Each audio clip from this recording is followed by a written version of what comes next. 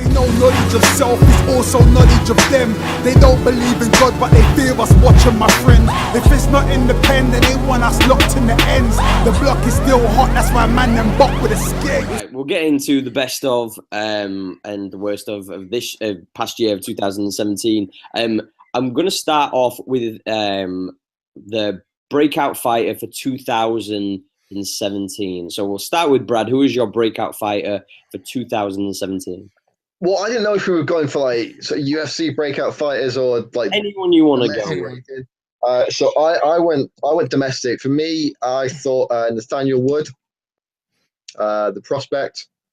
So he's obviously he's one of our guys in Cage Warriors, but he had a pretty awesome year. He won 3 fights. He won the Cage Warriors world title. He beat Vaughn Lee, who's a UFC veteran, and then he had that fucking crazy fight against Josh Reed. One of the maddest rounds of MMA I've ever seen in my life. That was one of the best rounds. I've trained with Brad Pickett and all those guys at Titan, to American top team as well. And yeah, I think like in terms of like a domestic fighter, he's probably had the best year. He's probably going to go on to great things in 2018 and Cage Warriors, and then probably off to the UFC. Is that your prediction for? Who will be your prediction then for breakout star of the next year then?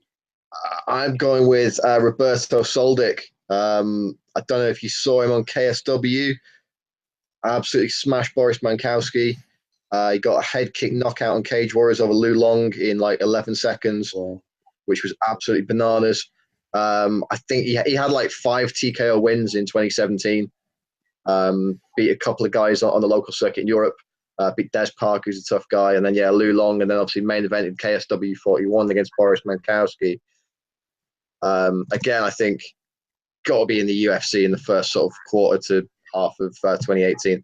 The dude looks like an absolute animal, just raw power, and got the skill to back it up as well. I was really hoping we were going to see him fight Carl Amercy on Cage Warriors, but looks like he's moved on.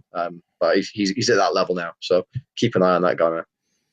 Eddie, your breakout fighter of 2017. All right, my cop-out answers are 20. I'm just being honest. 2017 is, quite obvious, Francis Ngannou. You took a man's soul and you got a title shot. How retarded was that? Okay, let me tell you why, okay? Because we haven't had a Mike Tyson-style fighter, right? Everyone's like, oh, Ronda Rousey's Mike Tyson MMA. Fuck no, right?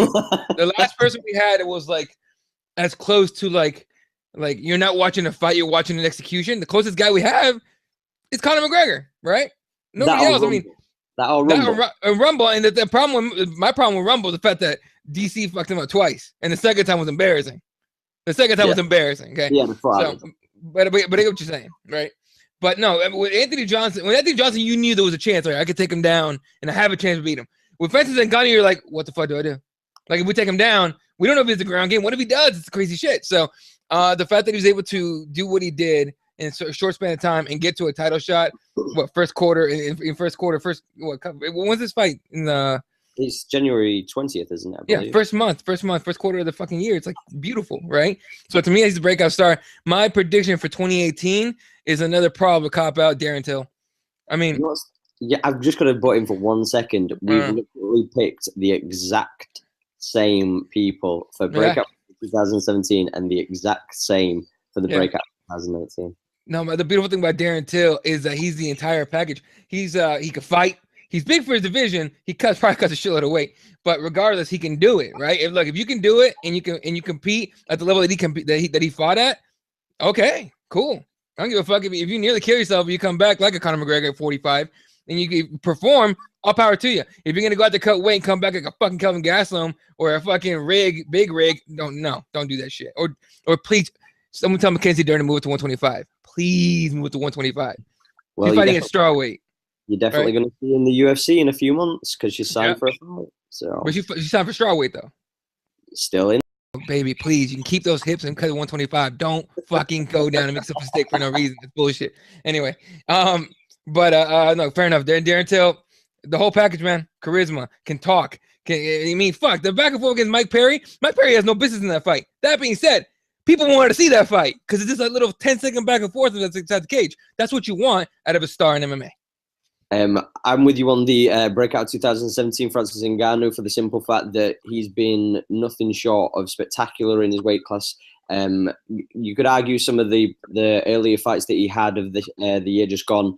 They were against people that were a little bit lackluster, you know, like Arlovsky, and you know, we got to the Overeem fight, and we thought that Overeem, with being an experienced striker, at least he's very hittable, and we knew he could get knocked out. He's, you know, has one of the worst, I believe, records for getting knocked out in the heavyweight division, and I think as well he's in the top 5 for worst to get knocked out in the UFC. But the thing is, though, is he's still a dangerous fighter and is an experienced striker. And we've seen Francis Ngannou from fight to fight evolve as a fighter and begin to learn more and more. Let's not forget that this guy has barely even got, you know, his teeth into the sport as far as training is concerned. He's only been training for a matter of years. So I think it's going to be very interesting to see how he turns out in 2018. And, you know, at the end of the day, the guy seems to have the positioning to know how to win.